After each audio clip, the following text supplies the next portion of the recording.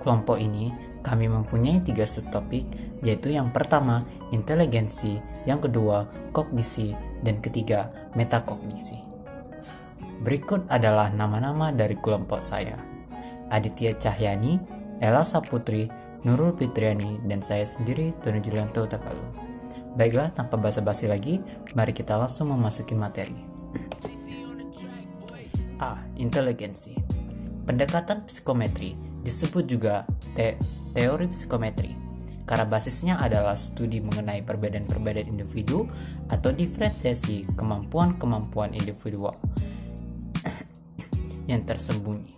Adanya kemampuan yang tersembunyi tersebut hanya dapat diidentifikasi melalui teknik matematis yang disebut analisis faktor. Penerapan teori ini dalam tes-tes inteligensi dimulai dengan sebuah matriks interkorelasi atau analisis kovarian. Tujuannya adalah untuk mengidentifikasi sumber-sumber laten, yaitu variasi yang tersembunyi dalam skor-skor teks yang dicapai. Pemahaman tentang inteligensi yang dapat diukur melalui faktor-faktor sebagai kemampuan yang tersembunyi terus mengalami perkembangan. Perkembangan itu berawal dari pandangan bahwa inteligensi itu bersifat tunggal atau hanya terdiri dari satu faktor saja, yakni kecerdasan umum. 1. Charles Spearman mengemukakan bahwa ada 2 faktor utama dalam inteligensi, yaitu faktor G general dan faktor S spesifik.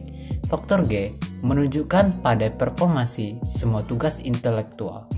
Faktor S menunjukkan pada performansi satu tugas intelektual saja yang relevan dengan tugas tertentu. Menurut Spearman, faktor G lebih bersifat genesis dan faktor S lebih banyak diperoleh melalui latihan dan pendidikan. 2. Pandangan yang lebih representatif yang menggambarkan perbedaan individual adalah pandangan Thurston 1938 dalam Sternberg 1985 5-6. Menurut dia, inteligensi terdiri dari faktor jamak multiply faktor yang mencakup 7 kemampuan mental utama, primary mental abilities, yaitu 1. Pemahaman verbal comprehension yang biasanya diukur melalui tes-tes kosakata, termasuk sinonim dan lawan kata, dan tes-tes kemampuan menyimak bacaan. 2. Kecepatan verbal biasanya diukur melalui tes yang menuntut kecepatan dan ketetapan menghasilkan kata-kata.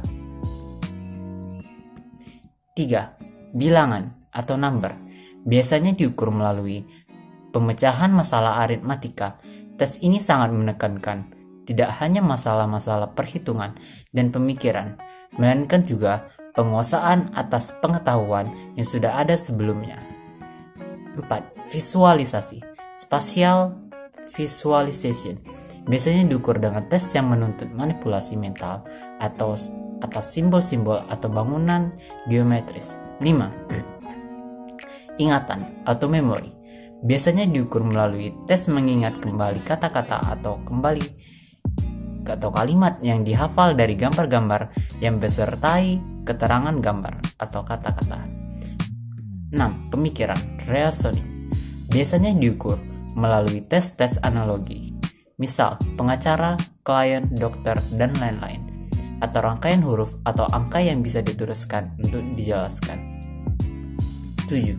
Kecepatan persepsi biasanya diukur melalui tes-tes yang menuntut pengenalan simbol-simbol secara cepat, misalnya kecepatan menyelang atau memberi tanda pada huruf F yang terdapat dalam deretan huruf-huruf. Baiklah, itu merupakan penjelasan dari saya yang selanjutnya akan dilanjutkan oleh teman saya. Assalamualaikum warahmatullahi wabarakatuh. Perkenalkan, nama saya Aditya Cahyani dengan NIM 2003 050005. Baiklah, saya akan melanjutkan pembacaan materi, yaitu 3 pakar lain yang mengembangkan konsep tentang inteligensi adalah Guilford. Pada tahun 1971 dalam Kateng, 1992 yang terkenal dengan teorinya yang disebut struktur intelek atau struktur of intellect atau SOL. Teori ini tampaknya merupakan perluasan komprehensif atas teori faktor jamak atau multiple factor teori Thurston.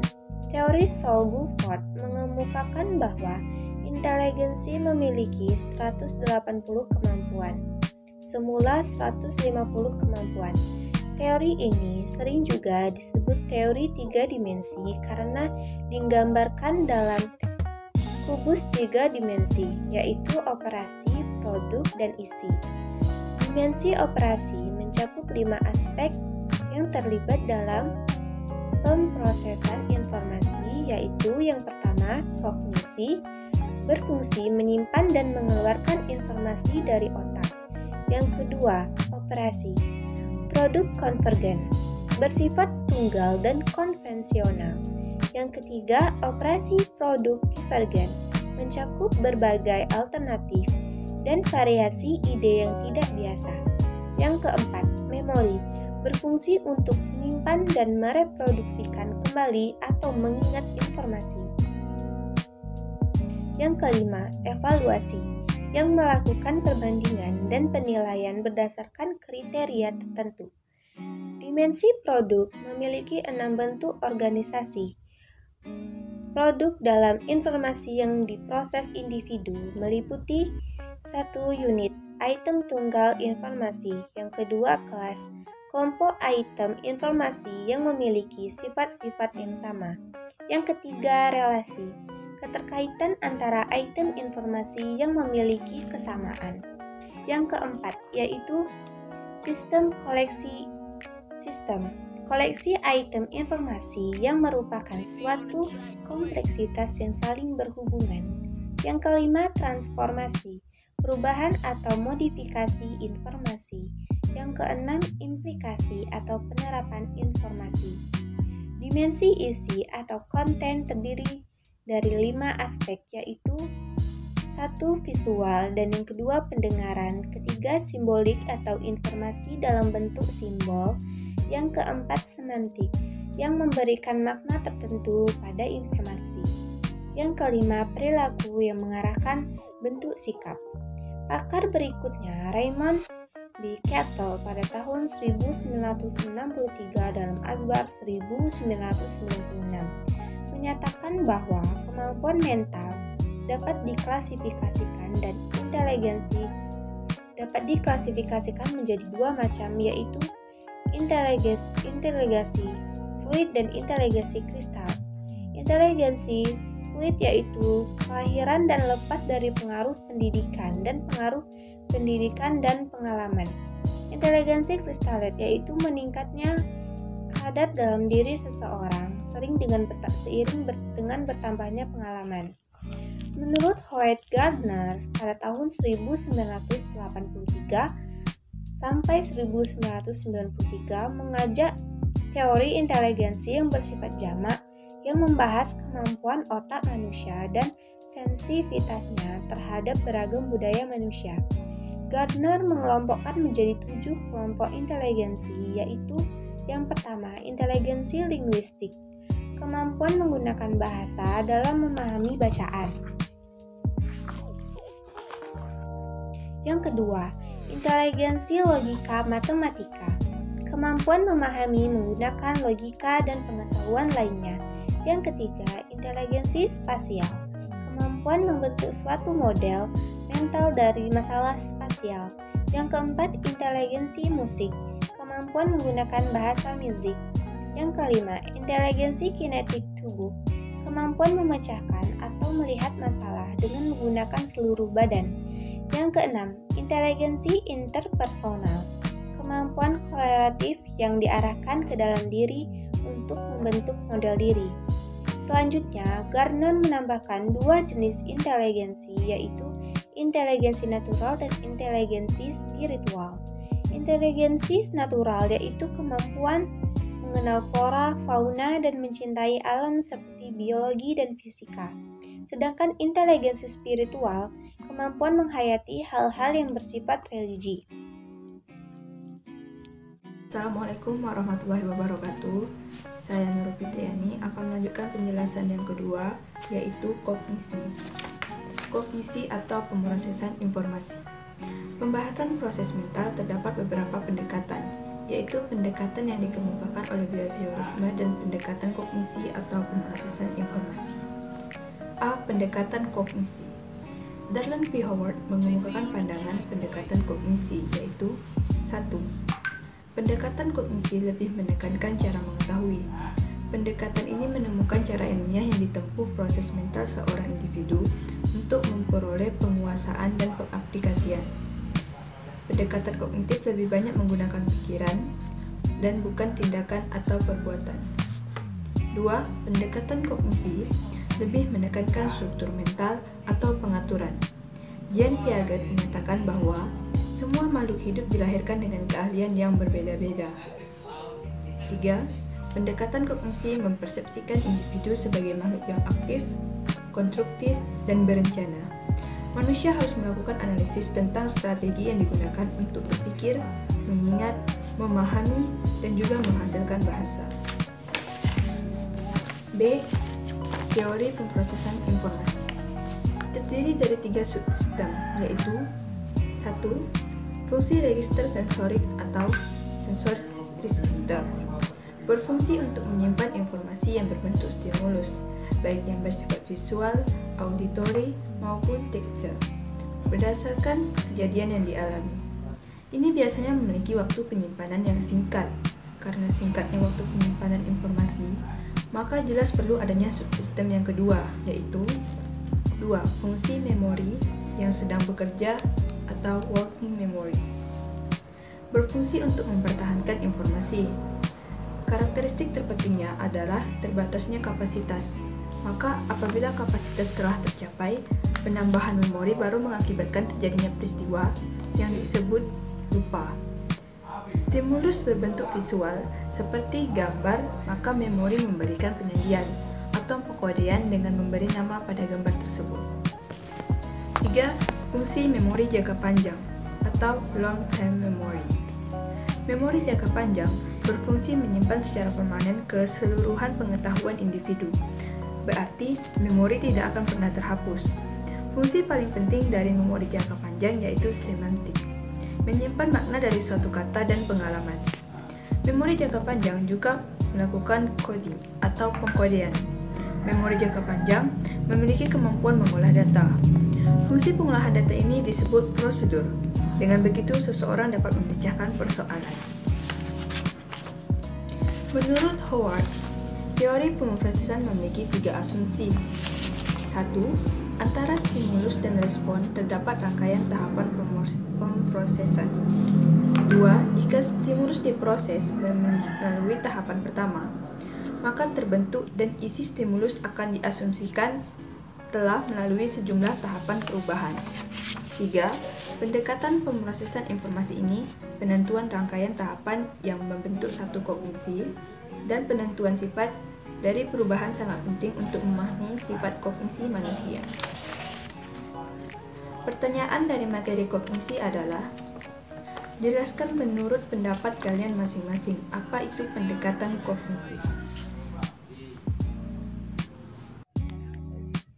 Baiklah, saya Ella Saputri. Di sini saya akan menjelaskan materi yang terakhir atau materi yang ketiga, yaitu metakognisi atau metakomponen.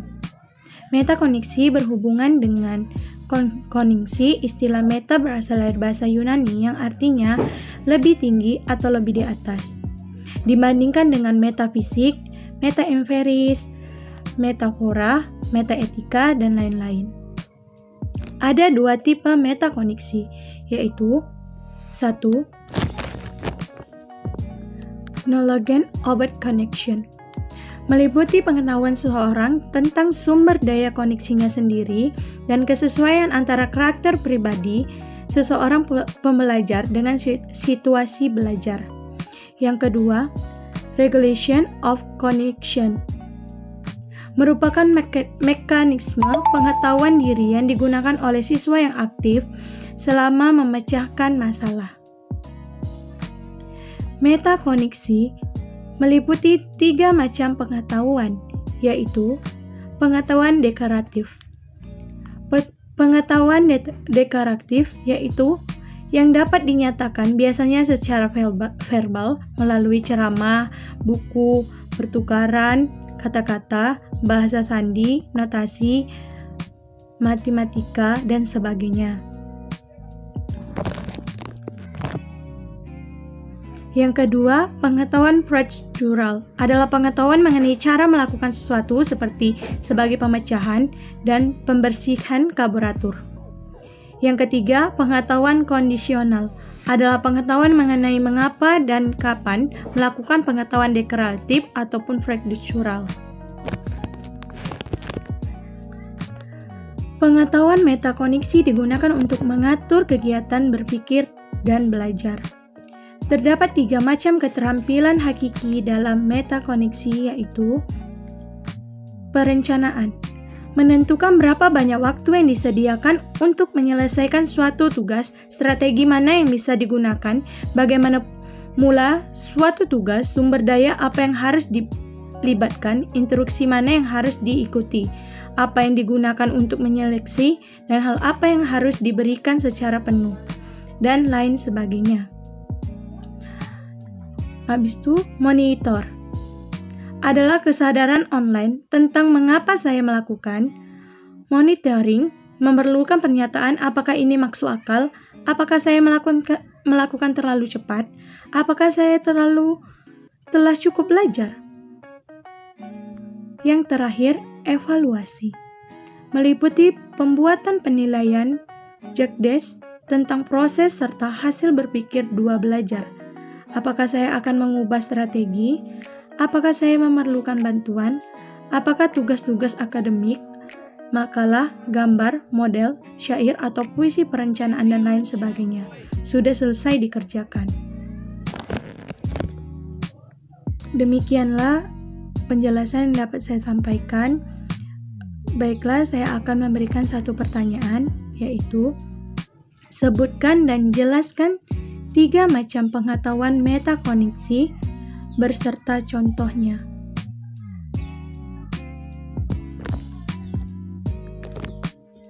Wabillahi taufiq wal hidayah. Wassalamualaikum warahmatullahi wabarakatuh. See you. Baiklah teman-teman, sekian adalah presentasi dari kelompok kami, kelompok 10. Sekiranya jika ada salah kata, kami mohon maaf dan terima kasih telah menonton.